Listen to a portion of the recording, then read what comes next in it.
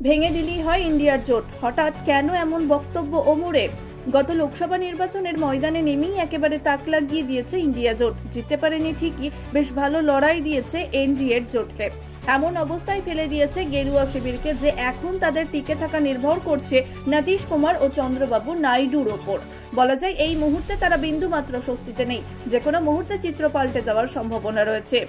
তবে জাতীয় রাজনীতিতে বড় প্রভাব ফেললেও তাদের নিজেদের মধ্যে একেবারেই ভালো বোঝাপড়া নেই ইন্ডিয়া জোটের।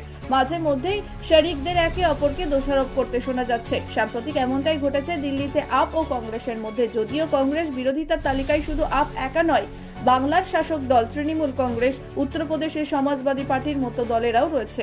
সব মিলিয়ে বর্তমানে কংগ্রেসকে নিয়ে খুশি নয় অধিকাংশ শরিক। এমন পরিস্থিতি দেখে রীতিমতো বিরক্ত ন্যাশনাল কনফারেন্সের নেতা তথা জম্মু কাশ্মীরের মুখ্যমন্ত্রী ওমর আবদুল্লাহ।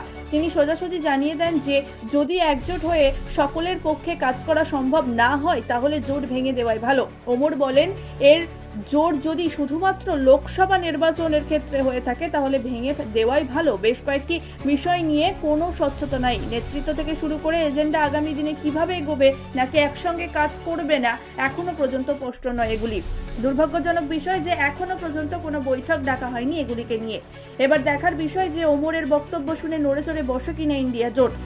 এবার প্রশ্ন উঠছে, সকলে কি এক হয়ে থাকবে নাকি জোট ভাঙবে?